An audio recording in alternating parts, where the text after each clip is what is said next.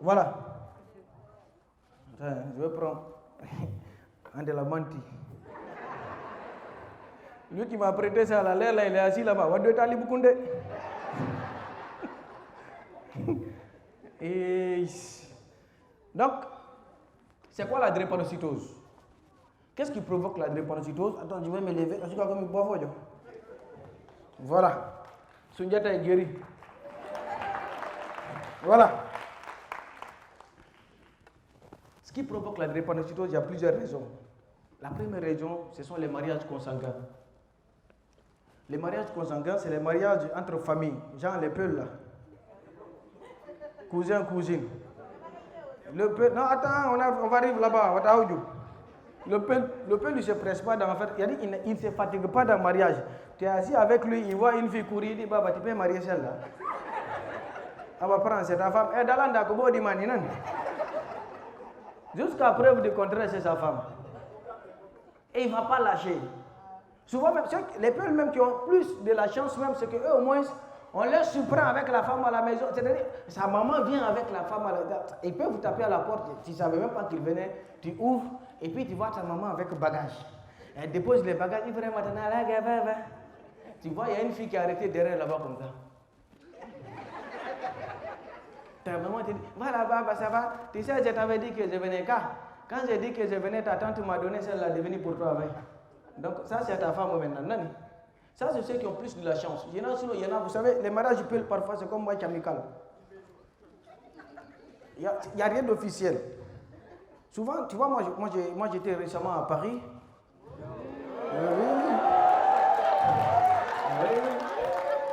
J'ai été à Paris. J'ai fait 2 jours à Paris. J'ai failli perdre ma langue parce qu'il fallait apprendre à Choro. Donc quand j'ai fait 2 jours à Paris, quand j'ai fait 2 jours à Paris, voilà, j'ai mon ami Tcherno là-bas. Tcherno, depuis 1998, il est allé en France. Sa maman n'a pas ses nouvelles. On était assis, on ne sait pas comment elle a fait, elle a eu son WhatsApp. Elle l'appelle comme ça, un bon matin comme ça. Allô Tcherno? Oui, Baba, tu es parti, ça fait 18 ans. Alors tu es marié il y a 6 ans, Nani. Bon, toi tu ne sais pas si Tcherno est en vie ou si Tcherno est mort. Tu as marié femme pour Tcherno. Mais tu sais, Tcherno, c'est le genre, il a duré en France. Il répond à sa maman, non, Tcherno, non, moi j'ai duré en France, je connais les droits de l'homme, les violences faites aux femmes là, avec le mariage forcé, Mitawaka. Sa maman, nos mères, quand tu cries comme ça, elles ne paniquent pas. La maman, elle est calme, elle a raccroché le téléphone, elle a amené une photo de la fille qu'elle a épousée pour Tcherno là sur WhatsApp. Vous savez, il y a des filles au village, elles ont des beautés, elles ont des beautés, les beautés ont du potentiel. C'est-à-dire, ce n'est pas encore exploité, mais quand tu regardes, tu sens que c'est une beauté Simandou. C'est-à-dire, tu sens le potentiel dans leur beauté. Bon, la maman, elle amène la photo et puis elle met un vocal dessus. Alors, Tcherno, voici la photo de la fille. Si tu ne veux pas, ton petit frère va prendre Nani. Tcherno reprend son téléphone. Il fait comme ça, il me parlait comme ça. Ah, moi, tu sais, ma maman, là, franchement, elle me fait maman, même. Maman. Quand Tcherno a vu le potentiel, il sait que celle-là, d'ici 2040, s'il exploite, là, le projet là même, c'est 15 km de beauté.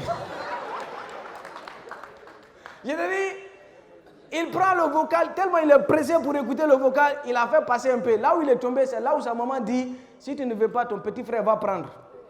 Il reprend le téléphone, il dit, Néné, tu es malade, pardon. Ils vont bouger quand? C'est-à-dire, ils ont fait, Tcherno, le même jour, il a eu son visa, il a eu le passeport pour la fille a bougé, il est arrivé là-bas. Tu sais, quand tu arrives dans l'avion, à l'aéroport à Paris, comme nous on est arrivé là-bas, quand tu arrives à Paris, tu vois, il y a l'accueil. Là, on reçoit, quand tu ne connais pas des gens, tu viens avec des papiers comme ça, tu attends. Mais Tcherno, lui, n'avait pas de papiers. Sa maman l'a donné des signes. Elle s'appelle Marama Djoulde. Elle a porté jupon jaune. Donc, Tcherno, lui, il vient, il s'arrête, il attend. Il y a même une fille qui avait porté jupe jaune comme ça, elle passait, ça ressemblait, puis il dit, ah voilà, moi, ça c'est pour toi, né. Après. J'attends. C'est quand pour lui c'est arrivé. Quand Tcherno a vu Marama Djoulde sortir là-bas, il dit, comme dans les films, quoi. Quand on est Marama Djoulde. Nene Wadawa Tizi Bonzonka. Ah, c'est toi, Nani, viens. Il récupère sa femme, il va à la maison. La nuit des noces d'un peuple qui vient de se marier, c'est comme un documentaire. Parce qu'il ne connaît pas la fille. Ils ne se connaissent pas, ils viennent de se marier. Et puis tu vois, je ne sais pas qu'est-ce que le peuple a vu avec les fleurs. Je vous le jure, c'est plus que des abeilles. Partout où ils voient fleurs, il faut qu'ils s'arrêtent. N'arrive fleur où? C'est à cause d'eux qu'ils ont enlevé les fleurs à Place de Diamond. Avant, quand tu passais là-bas, tu es pressé comme ça. Il y a une fille qui est toujours là. Quand on s'en a pris maintenant. Non, je vous le jure, même la fille. Non, hé, c'est pas vrai. C'est elle qui crée des embouteillages là-bas. Même dans la maison, tu vois, tu vois sur le lit, le chevet du lit comme ça. Elle a déposé une marmite, un pot de fleurs, une assiette, un pot de fleurs, une cuillère, un pot de fleurs, une fourchette, un pot de fleurs, jusqu'à ce qu'elle sortie là-bas. Même sur le lit, bon, ça c'est un secret bien gardé que je vais vous donner parce que moi-même je viens de me marier. Ben oui, attention, voilà, officiellement. Donc moi je vous dis, mais si un peuple vient de se marier, et puis dans les cadeaux là, il y a 2 cadeaux aussi, je sais que ma belle-sœur est là, et je vais la remercier parce que nous allons faire des cadeaux pour le mariage. Ouais, dans les cadeaux, il y a 2 choses, si ça manque dedans, c'est que la famille n'a pas travaillé. Ils vont faire des discussions. Non, c'est-à-dire, dans la valise, il faut qu'ils mettent 2 draps dedans. Une drap où c'est écrit I love you. Et puis une autre drap où il y a fleur. Souvent,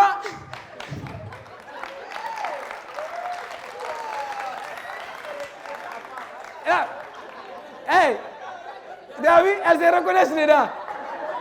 Ça ne manque pas. Tu as vu, ma belle famille, elle a applaudi pour eux. Faut pas y voir arracher la femme là. Hey, là, ça ne manque pas dedans. Et puis tu vas sur le lit comme ça. Je ne sais pas aussi, toi, le peuple, il est petit, mais son lit, c'est 4 km. Tu le vois coucher dedans, tu as envie de dire, mais petit, où est ton papa? Mais je te le jure, tu vois, la fille, elle est assise ici. Tcherno est assise là-bas. Les filles qui quittent au village, parfois, elles font comme si elles sont bêtes. C'est quand tu veux, elle connaît. Elle fait comme si elle ne connaît pas. Il faut que Tcherno aussi parle. La fille est assise ici, Tcherno est là, il tourne. Il ne peut pas s'asseoir. Il est 2 heures du matin, il tourne seulement. Il va, il tourne, il vient. Elle est sur son téléphone. Il est à côté, le fond, ma néné.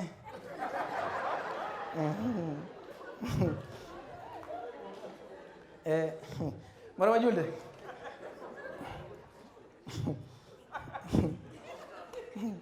Aoulou.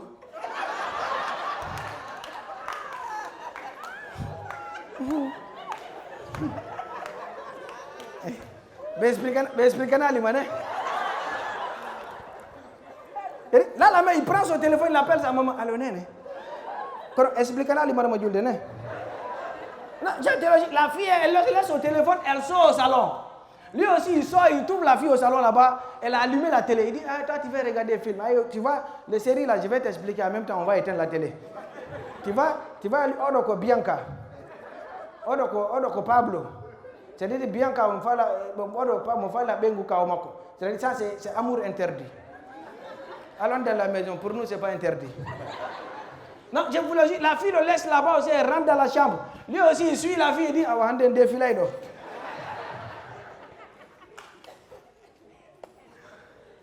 Non, je vous dis, avec des gens comme ça, comment tu vas lui dire, allons faire un test avant de nous marier? Tu vois la fille qui sort là-bas, c'est elle, mais on dirait Mme Julde. Non, je vous le dis, quand tu vas dire des gens comme ça, à quel moment, toi tu vas dire à ta maman, qui est un peu, je vais faire le test avant de me marier avec Mme Julde. Elle va te dire, ton papa, ton oncle, là, il a regardé sur les coris, là, ça va. Ça donne très bien. Mais ça, c'est encore plus facile. Parce que si tu veux dire à une fille malinquée, allons faire le test avant le mariage, c'est que tu as un problème. Parce que, et puis dans toutes les films, je ne sais pas pourquoi, il faut que vous me le dites aujourd'hui, si c'est tradition, dans chaque famille malinquée, il y a toujours une fille dedans qui s'appelle Jaka. Jaka, je ne sais pas pourquoi il y a une fille qui s'appelle Jaka. Et puis tu vois, Jaka, elle a les cheveux qui en boule comme ça, comme un petit garçon. Elle porte toujours le maillot de Barça. Là, quand tu vois une fille porter un maillot, ce n'est pas le genre de fille qui écoute les garçons. Non, elle ne donne même pas l'occasion à un garçon de parler. Et, je ne sais pas, il faut remercier, je ne sais pas si Las est là. Il faut remercier Las, notre président, ancien président des humoristes de Guinée. Il a démissionné parce que c'était une blague. Donc, moi je vous le dis, Las, lui, il a fait le Maroc. Il a fait un peu là-bas. Il revient en Afrique. Et puis, il veut se marier. Il va au village. Non, mais Maroc, ce n'est pas l'Afrique. Les Marocains, ils vous voient comme si vous êtes des Africains. Donc, il va au village qu'il veut se marier. Il tombe sur une fille qui s'appelle Djaka. Djaka, déjà, je ne sais pas comment il a convaincu, parce que Djaka n'écoute pas les garçons. Mais comme il a un peu duré avec les gens qui sont clairs comme des blancs, il dit, Djaka, il y a un mariage qui est... On va faire le test d'abord. Djaka, déjà, il t'a écouté, tu as la chance. Djaka dit, test Juma. Pays Malana, tu ne me fais pas confiance. Tu vois, déjà, il dit non, ce n'est pas une histoire de confiance, mais tu sais, si on ne fait pas le test, on peut transmettre la maladie à nos enfants. Djaka dit, ouais, dans l'été. Donc, il est où? Il est où? Il teste où? Il ne pas nous accompagner. Non, je vous le dis, ça c'est encore plus facile à sensibiliser parce qu'au moins, ils s'écoutent parce que c'est les sous-sous. Ils traversent le mariage, ils laissent le mariage d'abord. Ils sont dans le couple il y a 20 ans. Donc, à lui, quand tu vas lui dire, viens, on va faire le test, il dit, quel test? Mais on a déjà 40 enfants, nos enfants même ont des enfants. Non, moi j'ai un ami comme ça, il est venu, il a Kaloum ici, ça c'est la vérité. Il est venu nous trouver qu'on était en train de répéter, il m'a dit, c'est quel spectacle? J'ai dit, c'est Drepano. Il dit, Drepamundu. Il dit, Drepano. Il dit, c'est quoi ça encore? J'ai dit, non, c'est une maladie. Je l'ai expliqué que ça donne des douleurs, la fatigue, le sommeil, tu as tout envie de dormir, tu as tout envie de te coucher. Il dit, tu vois, nous va faire. J'ai dit, tu vas où? Il dit, maman, il va, il réveille sa femme. Il dit, Buntu, quel il va bien? Est-ce que Drepano Mouitama? Tu vois, la femme sous-sous, quand tu la réveilles souvent, tu veux la brutaliser linguistiquement, elle ne peut pas accepter. Elle se lève comme ça, elle avait même sommeil. Drepano dans ça. Il dit, mais Drepano, il faut renard. Il dit, Pemouyalangi. Il dit, non, c'est parce que toi, tout le temps tu dors. Elle dit, Drepano, il faut renard. Renard, il t'en Drepano, Baba Nira. Le Drepano. Donc, je vous le jure, à quel moment tu dis à quelqu'un, on va faire le test comme ça. Mais ça, c'est encore plus facile. Peut-être les gens qui peuvent t'écouter un peu, ce sont les forestiers. Parce qu'ils écoutent le pasteur. Donc, eux, ils peuvent t'écouter un peu. Mais pas tous les forestiers. Parce que les guerriers, ils ne peuvent pas. Surtout les anciens guerriers qui sont au village. Là, les anciens guerriers, parce qu'il y a un village guerrier. Le village, la voiture arrive là-bas une fois dans le mois. Non, je vous le jure, un village comme ça, il y a une seule personne là-bas qui a une radio. Il n'y a pas télé, il n'y a pas internet, il n'y a pas réseau, il n'y a pas courant. C'est lui qui prend les informations et puis il donne aux villageois. Alors c'est comme ça que le temps d'Ebola, vous avez entendu qu'il y avait une sensibilisation et puis les gens sont venus dans un village, on les a massacrés. C'était un malentendu. C'est le gars qui donne les informations qu'il n'avait pas bien compris. Il a mis RFI, RFI a dit, alors mesdames et messieurs, le gouvernement guinéen en collaboration avec la France et l'OMS envoie une délégation dans tel village pour sensibiliser sur la dangerosité de cette maladie qui s'appelle Ebola. Lui, les 3 mots qu'il a retenus dans le journal, c'est maladie, dangerosité, Ebola. Il va, il réunit tout le village, il dit, la France, en complicité avec l'État, a envoyé Aboulaye avec une maladie dangereuse. C'est Aboulaye qui vient avec la maladie. Donc tout le village, tu vois, quand tu regardes, tu vois les documentaires des gens qui ont des flèches comme ça, les Amérindiens là, avec les habits comme ça, ils sont tous mis comme ça. Quand les gars sont arrivés, ils se sont dit, waouh, quel beau accueil. Oh, la culture, ils sont cultivés, ils ont une tradition. Ils ont ouvert le cercle comme ça. On dit, ils disent, Baba, arrêtez-vous ici. Non, c'est-à-dire, quand ils sont rentrés, ils ont fermé le cercle, ils étaient 18. C'est un on a retrouvé. Et lui, jusqu'à présent, quand on lui demande qu'est-ce qui s'est passé, il ne sait pas. Donc c'est pour vous dire que c'est encore difficile de sensibiliser les gens ici, de dire faire le test avant le mariage. Parce que des gens comme ça, c'est affaire de Ebola. Si moi je vais là-bas, je dis faites test avant le drépano. Déjà, Ebola c'est facile à prononcer. Tu vas dire à un forestier, il faut prononcer drépano. Le forestier et le peul, c'est la même chose. Moi, quand je faisais la vidéo, il y a des gens, je faisais le live TikTok, il y a des gens qui montaient sur le live. Hé Rizel, on te soutient pour le drépano, le dermatoto là. On te soutient. Les dermanos là, on te soutient. Les dermanotoses.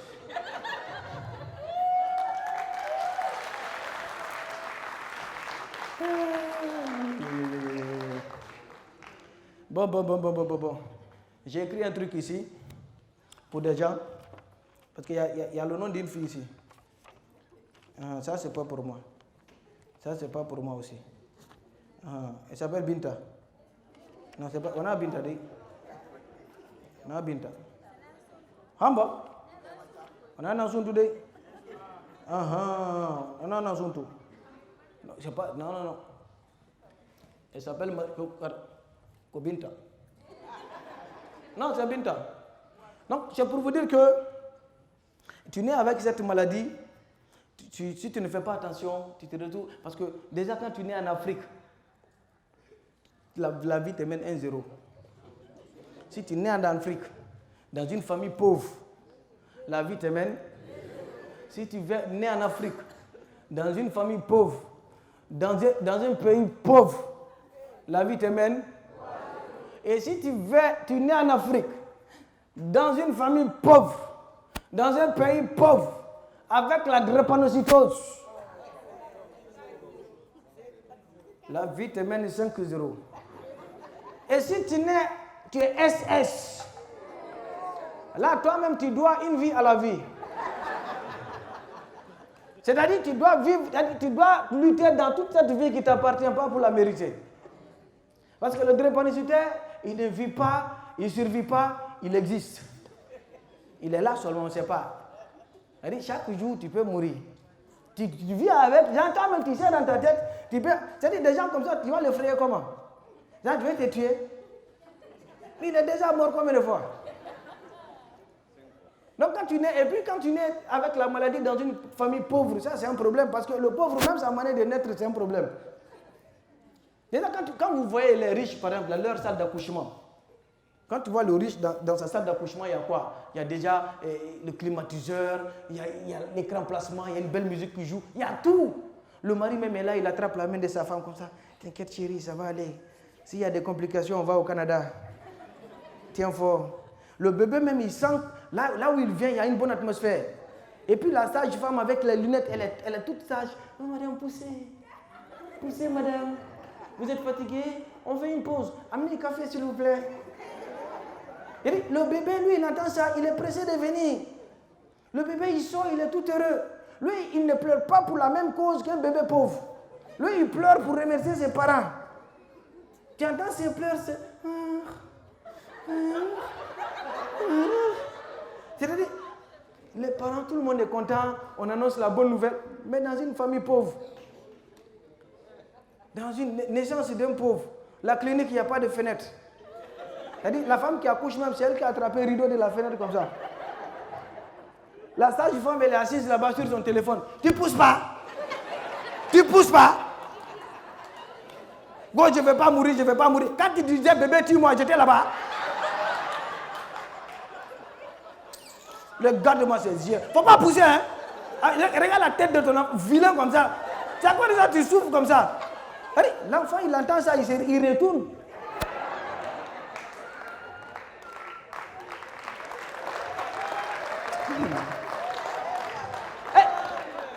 Tu ne peux pas sortir dans ces conditions-là. C'est-à-dire, on dit, mais où est le papa? On dit, il allait chercher l'argent du prix d'accouchement là. On commence à s'inquiéter, l'enfant n'est même pas encore né. On crie sur ta maman, à un moment donné, l'enfant même il a honte, il sort. Lui, il ne pleure pas, il crie sur ses parents. Il dit, les enfants comme ça, tu as quoi ça, tu les entends pleurer à Bantouka là-bas. 3 heures du temps pour le calmer. C'est-à-dire, il pleure pour tout ce qui va arriver dans la vie. Et tu sais, tu nais dans ce genre de famille encore, on vient annoncer à tes parents que tu as la maladie, que tu as la drépanocytose. Voilà. Ça, c'est-à-dire, vous voyez la différence. Écoutez, on fait 2, 3. C'est le projet Simandou. 4. La seule chose dont nous on bénéficie dans l'affaire des projets de Simandou, c'est le bruit du train là. C'est la seule chose que pour nous. Parce que pourtant, il y a des bébés qui naissent pauvres au bord des rails comme ça. Et tu nais, toi-même tu sens que là où tu es venu, il y a un problème. Parce que même quand on annonce à tes parents, ils disent, ah, votre enfant il est né, mais il y a un problème. Hein? Et toi-même, on t'a annoncé dans la vie comme il y a un problème. Tu vois déjà comment tu viens. Et en plus, tu nais comme ça, tu as la drépanocytose. Déjà, tes parents, ils ne t'ont rien transmis. On te transmet que la maladie. Qu'est-ce qu'on t'a transmis à part ça? Et tu nais avec ça, il y a des gens qui se permettent de te poser des questions. Qu'est-ce que tu veux devenir dans la vie? Je veux juste vivre. T'imagines déjà, drépanocytose, c'est comme si c'est pas comme si tu as beaucoup d'options. Hein? C'est pas comme si tu allais faire une carrière dans l'athlétisme. Parce que même pour courir, il faut avoir des pieds. Même le sport paralympique, tu vois, le sport paralympique, le sport des handicapés, là où on s'assoit sur le fauteuil et puis on pousse. Même si ce fauteuil, tu t'assois, il faut pousser. Mais tu n'as pas de bras. Peut-être le seul sport qu'on peut pratiquer, peut-être, c'est le golf. Tu vois, le sport des paresseux, là. Le gars, il s'arrête là, et le ballon est là, le trou est là, il fait comme ça. Il y a quelqu'un qui vient l'essuyer avec serviette. Il donne ça à quelqu'un. Et puis il marche avec son ami. Alors les transactions de 200 milliards, c'était comment? Jusqu'à vers le ballon. Et parfois, il peut taper le ballon. Quand c'est loin, il prend une voiture, il bouge le ballon. Ça, nous, on peut jouer ça. Ça, c'est facile. Tu vois, tu as vu le bébé qui a pleuré là? Tu attends. Tu entends ses pleurs, non? Voilà, c'est ça. C'est pas facile. On ne peut pas vivre avec ça. C'est-à-dire souvent, c'est compliqué de vivre avec cette maladie. Et puis les gens te disent non, nous on a mal, on souffre. Vous pensez que la douleur que nous on vit là, il y a son dégât. Il y a déjà, et puis vous vous plaignez souvent pour des douleurs futiles, que j'ai déception amoureuse, j'ai goumé. Ça c'est douleur ça. Moi tu vas me briser le cœur comment? Tous les os sont brisés. Tu vas briser. Il y a des douleurs qui sont en rang. C'est-à-dire dans mon corps là, je vous le dis, souvent c'est quand je m'assois un peu mousse. Hein? Des attaques de veine. Tu te laisses pas faire. La nuit, elle t'empêche de fermer l'œil. À ta tête, tu dessines encore le projet pendant que ton sang joue à 1, 2, 3, soleil. Tu ne sais pas quand il va s'arrêter. Pourtant, tu crois encore à la vie. Tu trouves le sourire au milieu de ce combat que tu mènes. Ton envie de guérir est plus forte que la douleur dans tes veines. Couché sur ces lits d'hôpital, le corps qui brûle, les os qui crient, tu as arrêté de résister à la douleur, car tu as compris que la liberté, c'est de laisser faire, laisser la vie être sans briser son mécanisme, laisser le temps s'écouler à son rythme. Tu sais que c'est pas fini, alors tu t'accroches à l'amour de tes proches, à une perfusion, à des médicaments, dans l'espoir d'une guérison, de rester plus fort qu'avant. Je t'ai vu traîner ta maladie, mais jamais te plier aux épreuves de la vie. Même couché sur ton lit, tu prends soin de chacun, tu penses encore à nos vies, à ce qu'on sera demain. Drépano ou pas, tu gardes la même énergie, le même état d'esprit, ta capacité à rire de tes problèmes apaise la douleur dans tes veines. Tu es un exemple pour les drépanocytaires, à toutes ces personnes malades, à tous ceux qui souffrent de cette maladie. Sachez que c'est pas fini. La drépano n'arrête pas les rêves. La drépano n'arrête pas la vie. Parce que la drépano, si t'oses croire à ta survie, la drépano, si t'oses embrasser l'inconnu avec sérénité, tu traverseras cette épreuve.